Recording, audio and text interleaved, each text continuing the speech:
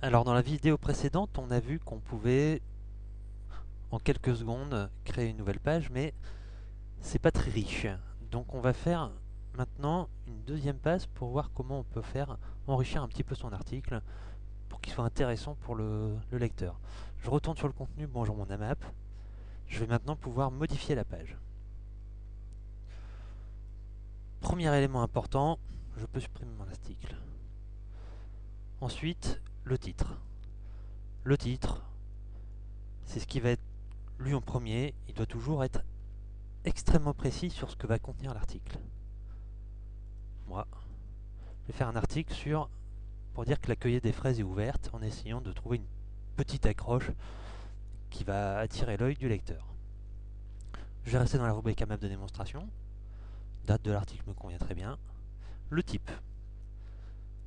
Pour le type de l'article, je vais pouvoir choisir dans une liste déroulante entre différentes catégories qui vont permettre de répartir mes articles dans la colonne de droite. Il y a une catégorie qui est un peu particulière, c'est l'actualité. Parce que les actualités remontent automatiquement sur la page d'accueil et dans le flux RSS du site internet. La photo, on verra dans une deuxième étape comment la mettre. Ensuite, je vais mettre un résumé. Le résumé, dans le cas d'une actualité, va également apparaître sur la fenêtre de la page d'accueil. Je vais donc mettre 2 ou 3 lignes qui vont me donner les éléments essentiels sur ce que va vraiment contenir l'article et à quoi ça sert. Donc, c'est toujours une accroche, elles sont mûres, savoureuses. Je vais donner envie au consommateur de venir.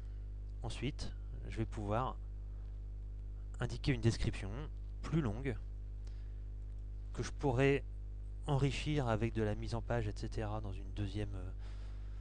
dans une vidéo future. On peut faire du copier-coller. Donc je vais pouvoir copier-coller tout le contenu de ma description. L'encadrer, ce n'est pas nécessaire de préciser à ce stade. Et puis je vais pouvoir mettre quelques mots-clés qui permettront à l'article de mieux remonter dans les moteurs de recherche. Avec le nom de la ferme, par exemple.